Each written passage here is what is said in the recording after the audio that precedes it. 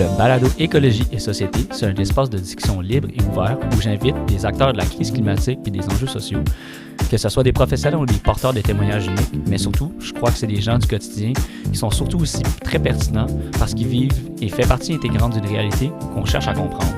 Parce qu'au fond, on fait tous partie du même toit de l'enveloppe environnementale actuelle. Alors, le balado Écologie et Société, ça commence maintenant. Alright, donc la petite chandelle est là, on a nos invités et qu'on commence. Donc, bienvenue au podcast Écologie et Société. Si vous ne l'aviez pas déjà fait, évidemment, allez nous suivre sur toutes les plateformes de balado. Aujourd'hui, en fait, c'est mon ami Alex Bello qui est venu, qui m'avait présenté justement RT21, qui est un organisme à but non lucratif sur, dans le fond, la trisomie 21, représenter c'est quoi la mission, c'est quoi les réalités de ces personnes-là. Puis c'est Justine, justement, là, qui travaillait là-bas, qui m'avait dit, qui avait fait le lien avec Alex, puis elle avait dit « Ah, ça serait vraiment cool qu'on ait quelqu'un de l'organisme, me présenter justement c'est quoi cette mission-là. » Puis en plus, on a la chance d'avoir quelqu'un qui vit avec cette réalité-là. Donc, on reçoit Candela et Kateri. Bonjour. Donc, bienvenue. Merci. Yes! Fait que vous autres, ça vous a pas pris trop de temps de venir ici? Il n'y a pas de stress? Non, ça va, ça se fait bien en transport en commun pour ma part. Et toi, tu as eu la chance d'avoir un lift de ta mère? Oui, de ma mère. Merci, Roxana. Donc, Kateri, je vais juste nous parler de c'est quoi ton rôle chez RT21? Oui, alors moi, je suis coordonnatrice des services aux familles et de la sensibilisation au recrutement pour la trisomie 21. Donc, ça fait plus de 8 ans et demi là, que je travaille au sein de l'organisme. Puis mon poste, au fil du temps, a vraiment évolué. Là, je suis TES de formation. Donc, j'ai commencé comme intervenante de terrain, puis mon poste a vraiment changé au fil du temps. Et maintenant, je suis cordeau. Yes! Beaucoup de plaisir. Puis, dans le fond, vous vous êtes rencontrés les deux comment? Comment on s'est rencontrés, Candela? Ben, on s'est rencontrés quand il y avait postulé pour être ambassadrice. Fait que moi, je ne savais pas que j'étais ambassadrice. Ben, au début, elle est venue avec la caravane. Ensuite, quand elle est venue, à peu près 12 heures. Ben, après ça, quand je l'ai rencontrée, je me sentais un peu nerveuse. Oui, donc tu avais fait le processus pour devenir ambassadrice du RT21. Donc, on recrutait, en fait, il y a quelques années, là, en 2022, des personnes vivant avec la trisomie 21 pour devenir ambassadrice et donc porte-parole du RT21 pour nous accompagner quand on fait des conférences de sensibilisation dans les écoles, par exemple, ou des kiosques de sensibilisation. Candela, elle avait appliqué pour être ambassadrice et elle a été choisie. Donc, ce que tu racontes, en fait, Candela, c'est la journée où je suis venue sonner à ta porte pour t'annoncer la bonne nouvelle comme quoi tu avais été choisie. Exactement. OK. Puis la mission, pour ceux qui ne connaissent pas RT21, c'est quoi? Donc, notre mission, en fait, le RT21 a bientôt 40 ans, là, au mois de novembre 2026. Okay. Wow, donc, depuis 40 ans, notre mission, elle évolue au fil des besoins des familles. Mais notamment, c'est vraiment de soutenir et d'accompagner les personnes qui ont la trisomie 21 et les proches aidants, donc les parents, les membres de la famille, puis de collaborer aussi là, avec les professionnels qui gravitent autour de la personne qui a la trisomie 21. On est là dans la défense des droits, puis on fait vivre notre mission aussi à travers les différents services et les activités qu'on propose. Puis on est présent finalement là, dès l'annonce du diagnostic, là, et ça, tout au long de la vie de la personne. Là. Ah ouais, OK. My God. Fait que quand la personne arrive, que c'est l'intervenant en médecine, qui est le médecin, ou la personne qui vous appelle, comment ça fonctionne? En fait, chaque parcours est différent. Donc, on a quand même des bons partenariats avec les milieux hospitaliers, surtout dans la grande région de Montréal. Puis maintenant, le RT21, bien, on nous trouve assez facilement là, sur Internet, évidemment. Donc, parfois, c'est des généticiens qui vont nous appeler, qui vont nous dire qui ont accueilli une famille qui vient d'apprendre le diagnostic de trisomie 21, donc, et qui nous mettent en contact avec cette famille-là. Et parfois, bien, en fait, les généticiens vont on a un guide d'information pour les nouveaux parents qui parle justement ce qu'est de vivre avec la trisomie 21. Il y a des témoignages de parents, il y a plein d'informations super pertinentes. Donc, en génétique, généralement, les médecins ou les travailleurs sociaux ou les généticiens vont remettre ce guide-là aux futurs parents ou aux nouveaux parents qui viennent d'accueillir l'enfant qui a la trisomie. Puis après ça, ben, c'est vraiment la décision là, de la famille de prendre contact avec nous ou non. C'est vraiment sur une base volontaire, mais chaque parcours est vraiment unique. Mais il y a au moins une fois où la personne dans l'intervenance, elle se dit, il y a cet organisme-là, au moins vous êtes informé, il informe la famille que l'organisme existe. Oui, tout à fait. OK. Puis le programme d'ambassadeur, ça existe depuis longtemps? Oui, donc le programme d'ambassadeur, comme j'ai dit plus tôt, là, on l'a démarré. En fait, la réflexion, elle a été démarrée il y a quelques années déjà, mais on l'a parti vraiment là, en 2022. Donc, moi, ça faisait quelques années que je regardais un peu des projets similaires à travers le monde pour aller chercher de l'inspiration. Quel pays faisait déjà ça? La France? Oui, il y a eu la France, il y avait des porte-paroles. On parle beaucoup de self-advocacy, d'autodétermination des personnes. Donc, j'allais m'informer un petit peu sur différents projets existants et voir qu'est-ce qui nous convient au RT21 puis qu'est-ce qui conviendrait à nos membres également, parce que des conférences de sensibilisation, on en fait beaucoup à chaque année. Puis c'est intéressant là, que moi, Catherine, je parle de la trisomie, mais c'est encore plus parlant quand je suis accompagnée d'une personne qui vit avec la trisomie. Oui, puis quand je suis allé regarder le show de Candlelight, dans le fond, c'était la première fois que j'étais en contact avec RT21, puis je trouvais ça vraiment le fun que ça soit des personnes qui vivent cette situation-là, qui m'accueillent. Puis j'ai l'impression que c'est un bel organisme qui permet de les inclure le plus possible dans plein d'activités que nécessairement, des fois, on pense pas à les inclure. Il doit y avoir clairement un mythe là-dessus, là, sur ils sont pas capables de faire des trucs ou quoi que ce soit. Y a-t-il des trucs que justement qu'on devrait démystifier aujourd'hui? Quel genre de stigma ou de stéréotypes qu'on devrait justement briser, que toi, tu as vécu puis tu as dit « Hey, my God, c'était pas ce que les gens pensent en général » ou... Bien, en fait, il y a énormément de stéréotypes et de préjugés là, chez les personnes qui ont la trisomie. Un que j'entends le plus souvent, c'est que c'est des personnes calinours, qui ont des vrais petits rayons de soleil, qui aiment juste faire des câlins. Donc ça, je l'entends énormément. C'est vrai qu'il y a beaucoup d'humoristes qui disent ça. Là. Ils sont toujours heureux, mais c'est pas vrai. Là. Ben non, c'est pas vrai. Là. Donc, chaque personne est vraiment unique. Il faut vraiment... elles vont vivre les mêmes émotions que n'importe qui. C'est des personnes super sensibles au niveau... de leurs émotions et connectées à leur sensibilité. Donc, c'est pas vrai que c'est tous des rayons de soleil et des calinours. Là. Puis c'est très infantilisant aussi de se faire dire qu'on est comme un calinours. Donc, on essaie vraiment de démystifier ça. Puis beaucoup, ce qu'on dit, des personnes qui ont la trisomie ne sont pas capables de, bien, nous, on est vraiment en train d'essayer de changer le vocabulaire, puis elles sont capables de. Donc, c'est pas à nous d'imposer des limites. Donc, elles sont capables de faire plein de choses. Comme Candela, quand on est ensemble en conférence, une question qu'on se fait demander parfois, c'est est-ce que les personnes qui ont la trisomie sont capables de parler plusieurs langues? Est-ce que c'est vrai? Oui. Oui, on peut parler plusieurs langues différentes. Comme toi, par exemple, tu parles quelle langue? Espagnol. Et je pratique un peu l'anglais. Ah, ben français, anglais, espagnol, my God, c'est beaucoup de langues. Puis, est-ce que c'est laquelle de ces trois langues-là t'aimes le plus parler? Ben, j'aime parler un peu anglais aussi, et un peu espagnol aussi. OK. Puis, c'est quoi tes tâches en tant qu'ambassadrice dans la vie de tous les jours? Ben, dans la vie de tous les jours, je fais des informations avec Thierry. OK. Comme faire des conférences à mon ancienne école, à Danny Johnson. C'est un événement que j'aime beaucoup faire ça.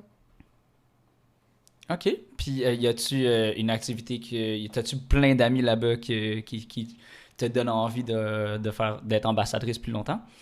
Exact. Oui? OK.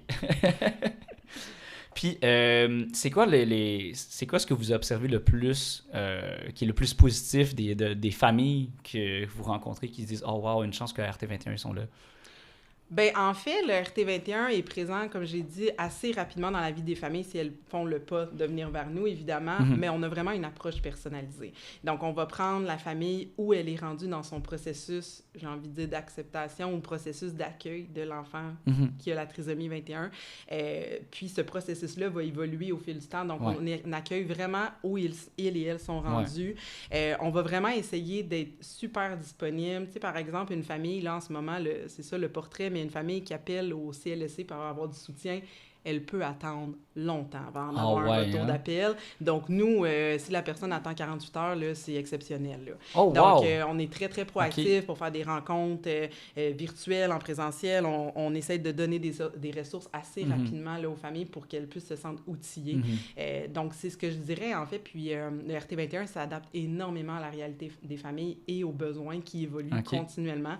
Donc, depuis 40 ans, on est à l'écoute des besoins des familles, des personnes. On change des services, on en crée des nouveaux, on s'ajuste. Donc, on est très, très proactif comme équipe et comme organisme parce qu'on a vraiment une vision là, de pouvoir répondre au maximum des besoins là, le plus longtemps possible. Puis qu'est-ce qui fait que vous êtes plus rapide, que vous avez une grosse équipe, ou c'est juste qu'il n'y a pas beaucoup de gens qui vivent ça ici? Y a-t-il un territoire que vous couvrez? C'est tout juste à Montréal? Ou, En fait, la majorité de nos familles vivent dans le Grand Montréal, mais une famille qui nous appelle, on ne va pas raccrocher le téléphone si elle n'est pas du Grand Saguenay, Montréal. c'est trop loin, bye! Mais non, c'est ça, on est toujours disponible, mais la majorité de nos familles sont du Grand Montréal, ça c'est vrai. Ce qui fait qu'on est proactif. On n'est pas une grosse équipe. Moi, il y a 8 ans, quand j'ai commencé, on était 6 personnes. Et maintenant, on est rendu 13. Donc, parce que l'organisme grossit, les services évoluent, etc., c'est juste que ça fait partie de notre vision. On a plus de 400 familles membres maintenant. Donc, pour nous, c'est notre priorité première. S'il y a une famille qui appelle, qui a des besoins, on met tout de côté pour répondre aux besoins de cette famille-là, du mieux que l'on peut avec les ressources qu'on a. On a certaines limites, on reste un organisme communautaire, mais... à but non lucratif. Oui, c'est un OBNL, en fait. Exact. Okay. On est un OSBL. Donc, ça fait vraiment partie de notre vision de tout s'arrête jusqu'à ce que la personne aille une réponse. Puis c'est quoi les défis de priorisation les plus difficiles pour l'organisme? J'ai envie de dire que des défis qu'on peut vivre, c'est comme on est un OSBL, c'est sûr qu'on est toujours à la recherche de notre financement. Hein? Donc, notre situation financière comme OSBL, il y a des coupures au niveau budgétaire. On est seulement financé à 33% par le gouvernement. Donc, c'est sûr qu'il y a ça aussi qui peut prendre une grande place. Là. On doit essayer de faire des demandes de subventions, de recevoir des budgets par projet. Souvent, c'est des financements par projet. Donc, il y a toujours cette créativité-là où on doit aller chercher du financement pour continuer à soutenir notre mission puis soutenir nos services. Donc, c'est ce qui fait des fois qu'on peut avoir des défis pour partir des nouveaux projets qui peuvent répondre à un maximum de besoins. Mais encore une fois, le RT21, on est tellement créatif qu'on trouve des solutions. Là. Ouais. C'est quoi, Candela, le service de RT21 que tu préfères recevoir le plus puis que tu dis une chance que RT21 est là pour toi? J'aime beaucoup tous les organismes qui organisent, comme les jeux d'acteurs. Ça, j'aime beaucoup. Les quoi, excuse? Les jeux d'acteurs. Ah, les jeux, OK. On a des ateliers de jeux d'acteurs au RT21. Oh, ouais. Candela, c'est une grande comédienne. Okay. Exactement. Puis, c'est quoi les jeux d'acteurs? Moi, en fait, je connais pas vraiment ça. C'est la prof, c'est une actrice. OK. Elle s'appelle Geneviève Néron. C'est elle qui organise tous les tournages, tout ça. Comme j'avais fait le rôle de la méchante. OK.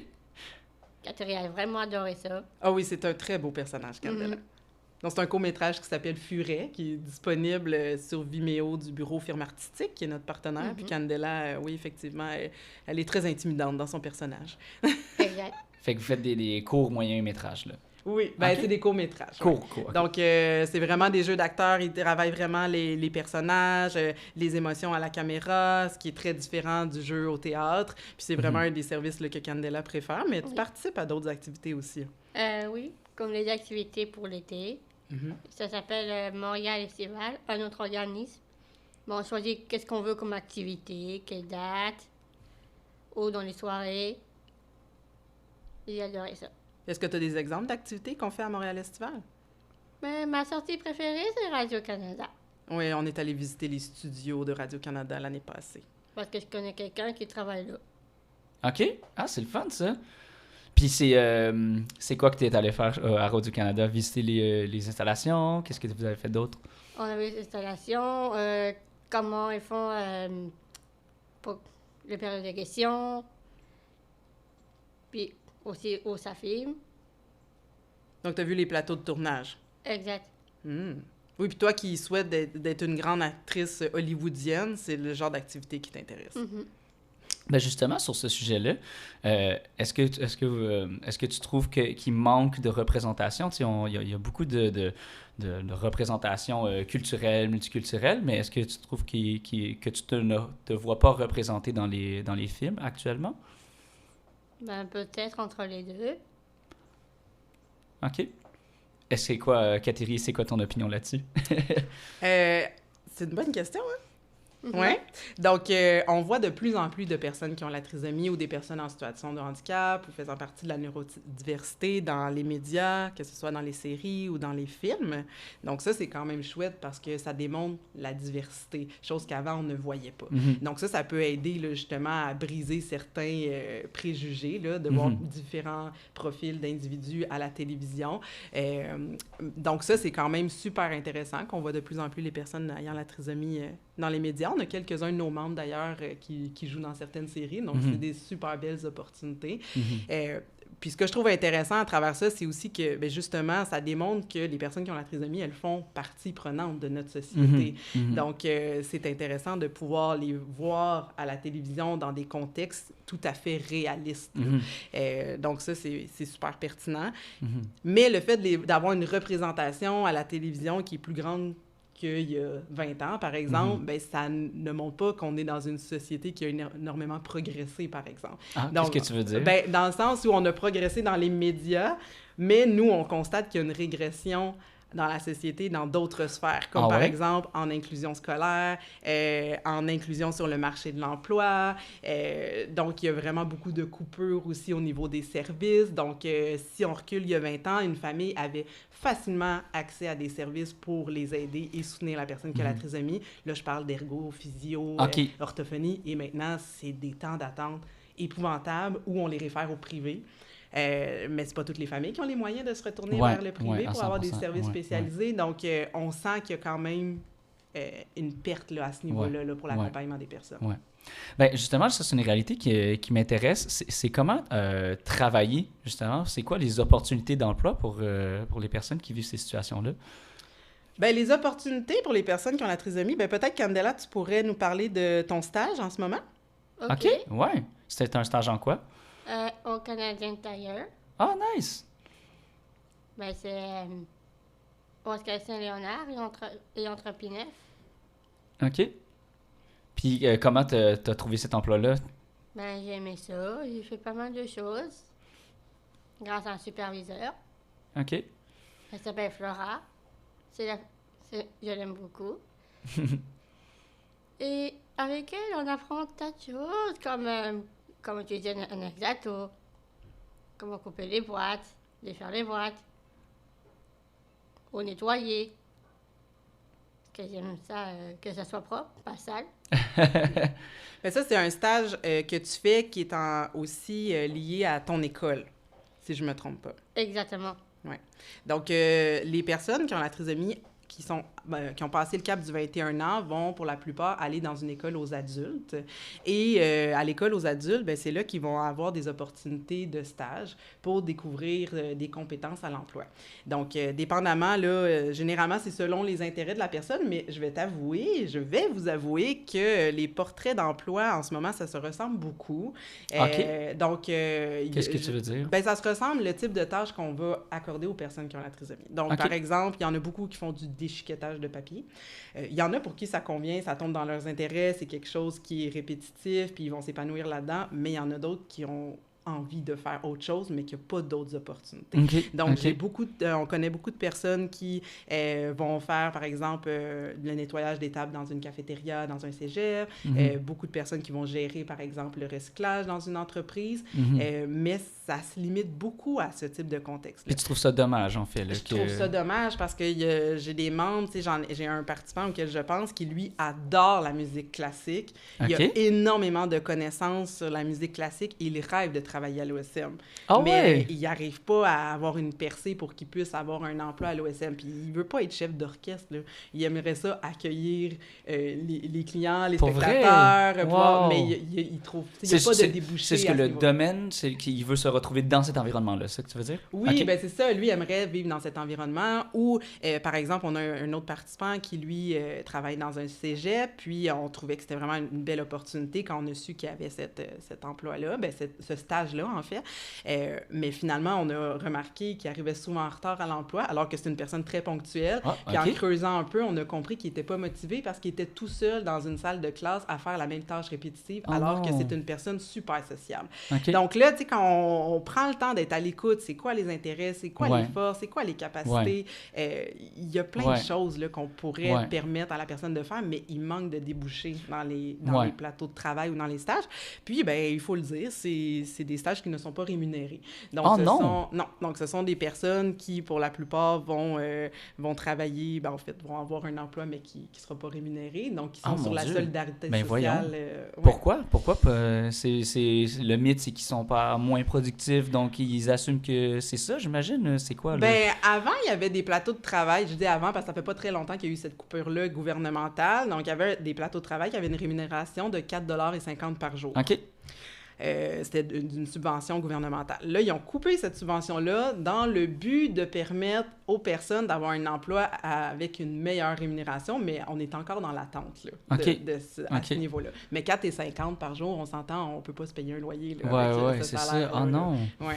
Donc, c'est très compliqué là, comme le volet employabilité, là, il y a énormément de discrimination aussi. Donc, c'est vraiment dommage. Puis cette discrimination-là, est-tu par manque du côté des employeurs, des capacités des personnes qui vivent ces situations-là? Mais je veux dire, mettons, il y a beaucoup de gens qui disent « Ah, les gens, ils sont soit trop câlineux, comme tu disais tantôt, ou qui, justement, ils se sentiraient pas à l'aise au niveau social. » Il y a des gens qui pensent ça, là, que ces gens-là sont pas sociaux ou quoi que ce soit. Ça vient-tu de tous ces stéréotypes-là, puis que ces gens-là ne pensent pas à ce type de personnes-là, ou c'est juste... De prime abord, on pense qu'on veut pas de ces gens-là. Qu'est-ce qui se passe? Pourquoi on... Ben après, c'est sûr que peut-être qu'il y a certains employeurs qui auraient un discours différent du mien, là, mais si je fais un portrait plus général, là, c'est vraiment de la méconnaissance. Où, tu sais, on est quand même dans une société de production où il faut être très efficace, rapide, on est dans la productivité. On est moins dans l'humain, là. Ben c'est ça, alors qu'on se le cachera pas, les personnes à besoins particuliers ou les personnes qui ont une trisomie 21 vont accomplir des tâches à leur rythme. Puis, tu sais, on ne pourra pas nécessairement leur demander, tu sais, comme 10 tâches différentes le premier jour. Tu sais, il faut y aller un pas à la fois. Et quand il a compris les tâches, sa routine, son travail, ça va très bien aller. Mais il y a beaucoup d'employeurs qui n'osent pas parce qu'ils n'ont pas de soutien.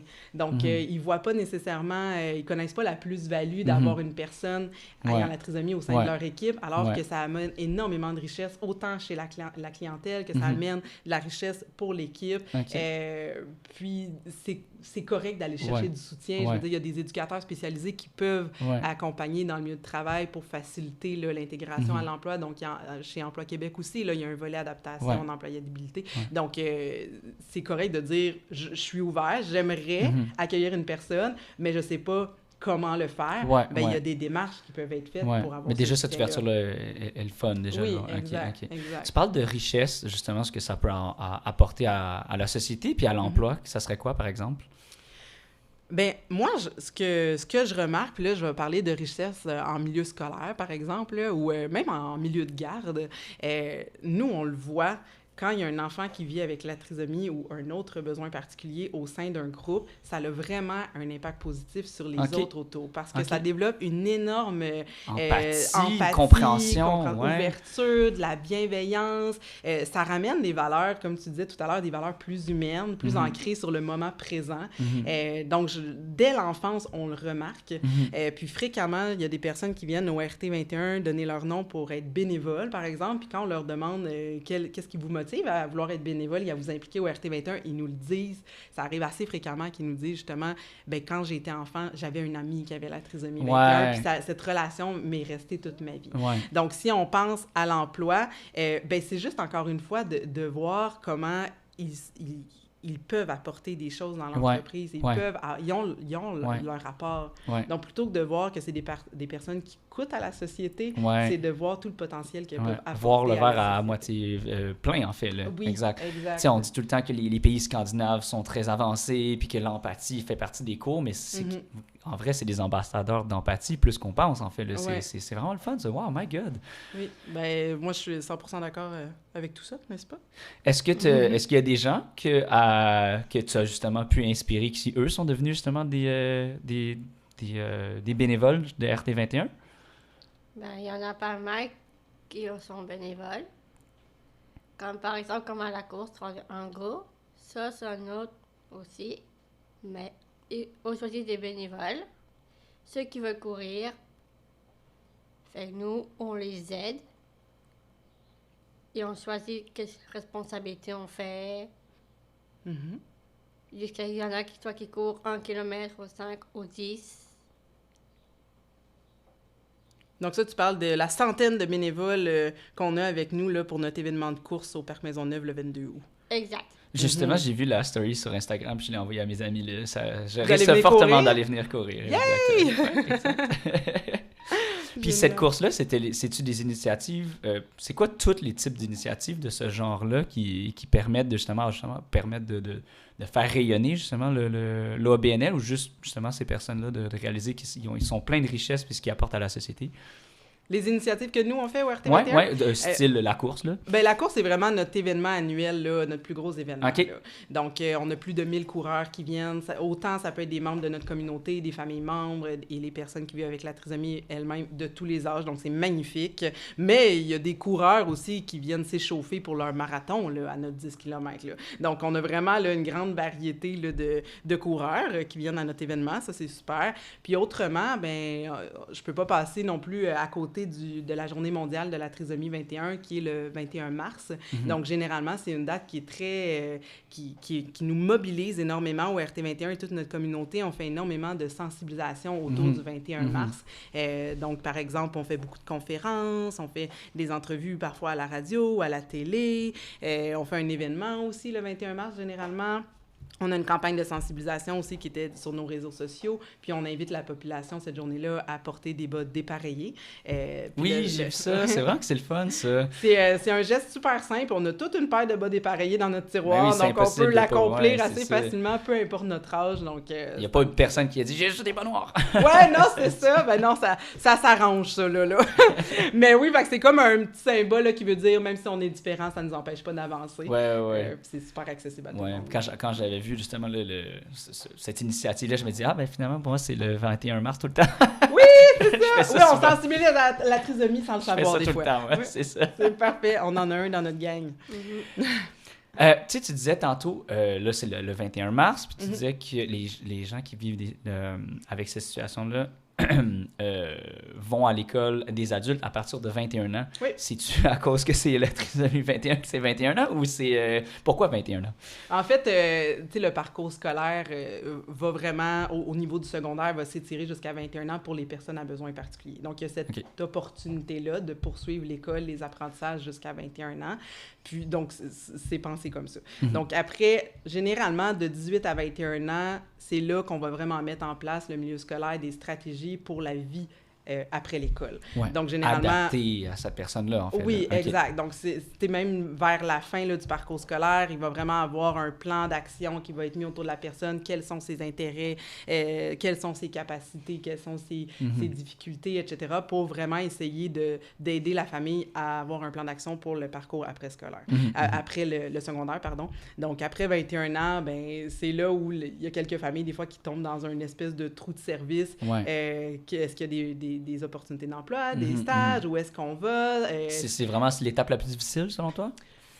Il y a plein d'étapes qui peuvent être complexes dans la vie de la personne. Là. J'ai envie de dire les périodes de transition. Tu sais, quand on est enfant, on a une super belle inclusion dans un milieu de garde, et là arrive notre 5 ans, puis on arrive vers l'entrée au primaire, à la maternelle, et déjà, l'enfant vit de la discrimination. Donc, déjà, à la maternelle, souvent, les familles se font dire que leur enfant doit aller dans une école spécialisée. Donc, toutes ces périodes de transition-là, du milieu de garde à la maternelle au primaire, après ça, du primaire au secondaire, ces grosses transitions-là amènent énormément d'anxiété là, et de réajustement dans le quotidien de la famille. Ouais. Ben, ça, je l'avais pas mis dans mes questions, mais c'est vrai que l'intimidation, c'est clairement un sujet qui doit être hyper malheureux. Puis, moi, j'en ai vécu, là, puis je peux même pas imaginer des gens qui vivent encore avec des différents, j'ai l'impression, pire scellés. Comment vous gérez ça? Y a-t-il des situations que c'est plus difficile à gérer? Est-ce que Candela, est-ce que tu en as déjà vécu de l'intimidation? Oui. Ah ouais? OK. à mon ancienne école, au Saint-François-Michel. Certains qui n'arrêtent pas de jouer avec Mathieu, briser mon sac à dos, Oh non. et qui se moquent de moi comme ça, comme si comme je suis différente, et comme ça ils me traitent. Ça leur dérange. Ouais, ben moi j'ai vécu j'ai vécu plein d'autres trucs aussi là, puis à ma façon là, mais est-ce que tu trouves que le RT21 te supporte assez dans ces situations-là ou t'aimerais avoir plus d'aide? Ben, ça m'aide quand il y a la trisomie 21. OK. Ouais. Donc, nous, c'est comme on n'est pas dans le milieu scolaire nécessairement, tu sais, nos participants qui vont nous confier des situations où ils vivent de l'intimidation ou des conflits qui n'arrivent pas à régler, on va toujours tenter de qu'ils soient outillés vers qui tu peux te retourner, c'est qui tes personnes de confiance. Donc, nous, on est très disponible pour être à l'écoute. Si c'est des conflits qui n'ont pas lieu au RT21 ou l'intimidation n'a pas lieu au RT21, là, on a moins de pouvoir, mais on peut donner des outils à la personne. Après, si c'est une situation qui dégénère, on est disponible, encore une fois, pour collaborer avec, par exemple, les éducateurs ou les enseignants du milieu scolaire, avec la famille s'ils sont en manque de ressources. Donc ça, c'est certain qu'on peut être présent là. Ouais. Y a-t-il des situations que, justement, comme il disait, il devrait aller à des écoles spécialisées. Y a-t-il des endroits que, justement, l'intimidation devient tellement élevée qu'il faut les protéger de cet endroit-là? Justement, il doit y avoir des situations où il y a le milieu scolaire s'en occupe souvent bien. Parce que moi, il y a des situations malheureuses à l'école qu'on peut voir que tu fais, mon Dieu, que l'école, ils font pas grand-chose, l'impression. Là. Oui. Ben, tu sais, oui, il peut y avoir des situations où la famille a pris une décision, littéralement, de changer d'école. Là. Mais, tu sais, l'intimidation, ça peut aussi arriver dans une école spécialisée ou dans une classe spécialisée. Ouais. Là, faut on n'est jamais à l'abri. On n'est pas à l'abri où on en a des membres qui se déplacent de manière autonome et seuls en transport en commun. Ben, c'est arrivé des situations malheureuses où il y a de nos personnes qui se sont faites vraiment achaler dans le transport en commun. Là. La trisomie 21, c'est quelque chose qui est visible. On le voit dans les traits du visage. Donc, tu sais, elles se font remarquer assez rapidement.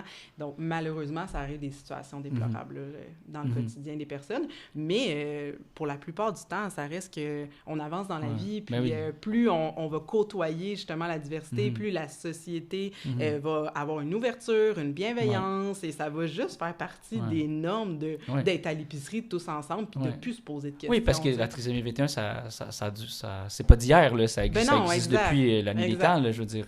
Exact. Ouais. Y a-tu des héros, justement, dans la société? Est-ce que tu as des témoins de situations d'intimidation, mettons, dans un autobus, puis quelqu'un qui a dit « Hey, genre, ça se dit pas, ces affaires-là, l'intimidation, ça se fait pas. » Y a-tu des témoignages comme ça, vraiment le fun, que j'ai pas nécessairement été témoin, mais oui, j'ai eu des échos là, de certaines personnes. Là, on a un participant, par exemple, que quelqu'un avait pris son téléphone puis l'avait lancé dans les rails de métro. Donc, il y en a qui sont intervenus, là, justement, pour lui montrer qu'il n'était pas seul là, face à cet individu-là. Donc, oui, généralement, dans un lieu public, il va souvent y avoir des personnes bienveillantes qui vont embarquer là, pour soutenir la personne. Là. Puis on les remercie d'ailleurs. Là. Donc, une fois, on avait un participant qui s'était perdu. Puis finalement, moi, avec ma directrice, on était allé à sa recherche et on l'a retrouvé. Puis il y avait une personne qui était en train d'appeler la police justement pour s'assurer qu'elle allait être correcte et tout ça. Nice. Donc, il y a du beau monde là, au qui Québec, vont soutenir. Mais oui, évidemment, si la personne elle a besoin d'aide, il y en a beaucoup qui vont aller au-devant là, puis proposer leur aide beaucoup plus que des situations négatives et déplorables. Dirais-tu qu'au Québec, on est plus bienveillant? Justement, on dit tout le temps, là, en Europe, ils disent « Ah, les Québécois, ils sont super! » Est-ce que tu aurais tendance à dire qu'au Québec, c'est pas un meilleur endroit pour vivre pour des personnes qui vivent en situation de trisomie? Ben, je pense qu'il va falloir que je voyage plus pour me prononcer là-dessus. Ouais. J'ai envie de dire que oui, on est bien au Québec comparativement à d'autres pays, par exemple. On a beaucoup de familles issues de l'immigration. Donc, selon des pays ou les villes d'où elles viennent, des fois, il n'y a juste pas de ressources. Là. Donc, quand ils arrivent ici, là, ils sont contents que le RT21 existe parce qu'on a certains services, mais... j'ai envie de dire qu'à l'international, on idéalise aussi beaucoup le Québec et le Canada. Ah ouais? Oui. OK. Donc, tu sais, on n'est pas dans un, comment dire, un rêve de licorne. Là. Il y a quand même beaucoup de choses à faire. Le Québec, c'est pas une utopie quand même. Là. Oui, c'est ça. Donc, il y a certaines familles qui arrivent en étant super fiers d'être au Québec, d'être au Canada, en se disant que ça y est, tous les services vont arriver, ça va être simple. Mais il y a quand même des choses qui mériteraient d'être changées pour faciliter le parcours des familles. Donc, il ne faut pas non plus idolâtré le Québec, j'ai envie de dire. Ouais. Puis le problème pour justement le travail qu'on a à faire au Québec, justement, c'est un problème de financement, c'est un problème d'argent, c'est un problème de connaissances, c'est un peu de tout. C'est quoi que vous auriez besoin pour que ça soit une utopie, mettons? Ben, il y a vraiment eu beaucoup de coupures au niveau de l'accès aux services. Il y a un roulement de personnel là, dans les services publics qui est assez grandiose. J'ai déjà eu une famille qui m'a appelé complètement dépassée. Ça faisait 6 travailleurs sociaux qui venaient à leur domicile pour évaluer les besoins en 1 an. Donc ça, c'est inimaginable. Là. Si on recule, il y a une trentaine d'années, c'était le même travailleur social pendant quasiment 5 à 10 ans là, au dossier. Là. Ouais. Tu sais, j'exagère même pas. Là. Donc, il y a beaucoup de roulements, il y a eu énormément de coupures. L'attente pour avoir accès à des services, c'est énorme. Des fois, c'est jusqu'à 2 ans d'attente. Là. Ouais. Mais moi, mon besoin de soutien, c'est ici, maintenant, mais c'est pas assez urgent pour qu'on me prenne en charge. Donc ça, c'est vraiment un problème. Puis c'est vraiment les remaniements qu'il y a eu là, dans le réseau de la santé là, il y a quelques années. Là. Donc, puis il y a beaucoup de, comment dire, les services sont vraiment, on répond à un besoin, pendant 3 mois, on met le dossier en attente, puis on y revient peut-être. Ouais, donc, c'est 3 mois, la personne souffre d'un manque de service. Oui, c'est ça. Donc, il n'y a plus de continuité. C'est compliqué. Il y a beaucoup de charges sur les épaules des familles, beaucoup plus qu'à une certaine époque. Il doit y avoir une perte de confiance du système, là, j'imagine. Ah, bien, c'est pour ça que les familles se retournent beaucoup vers le communautaire, que ce soit nous, RT21 ou d'autres organismes. Là, des fois, ils sont dépassés. Ils appellent, ils n'ont pas de retour d'appel. Alors, comme je disais tout à l'heure, au début de notre rencontre, nous, en 48 heures... ils vont avoir un retour, là. Wow. Donc, je peux comprendre que des fois, les familles sont blasées un peu. Ben, félicitations, c'est vraiment le fun que vous soyez genre hyper proactifs. Ça, c'est comme un ambassadeur de confiance aussi, là, c'est le fun. Tu disais tantôt participants. Je trouvais ça le fun. J'ai l'impression qu'il y a beaucoup de vocabulaire que toi, tu es plus habitué de travailler avec, puis que Candela travaille avec. Quel genre de vocabulaire il faut éviter ou connaître pour justement mieux interagir avec des personnes qui vivent en situation de trisomie 21, qui mériteraient de justement se faire dire « Ah, ça c'est le fun, quelqu'un comprend ma situation. » Est-ce que tu veux en parler, les mots qu'on dit puis les mots qu'on évite? Ah oui. Ben, j'ai déjà dit ça plusieurs fois, mais je vais vous dire. Mais il y a 2 mots qui sont bons et qui sont pas bons. OK. C'est quoi ces 2 mots-là? Ben, dans le premier, on peut dire « Allions avoir la trisomie 21 » ou si on a la trisomie 21. OK. Et le mot éviter, il y a beaucoup de mots qu'il faut éviter. OK. C'est quoi ces mots-là? Ben, il y en a que ça dit souffrant de, ou retardé, mongol. Ah oui, c'est vrai, j'avoue hein, que... Puis d'autres mots. Oui, donc on souffre pas de trisomie. Hein? Ça fait pas mal, la trisomie? Non. Mais comme on dit, dans ça, nous, on dit que la trisomie 21, c'est un état, mais c'est pas une maladie. OK. Puis, est-ce que, Catherine, tu as d'autres mots que... Est-ce que vous avez une fiche ou comment ça marche? Oui, je pourrais t'envoyer ça. Oui, on a un visuel là, sur notre site Internet, là, les mots à utiliser et à éviter. Donc, des termes qu'on entend encore dans le langage populaire, c'est beaucoup « atteint de ». Mais tu sais, atteint, ça sonne vraiment comme une maladie. Mais la trisomie, ça ne se guérit pas. On est avec la trisomie, on grandit, on vieillit avec la trisomie, comme Candela l'a dit. C'est un état.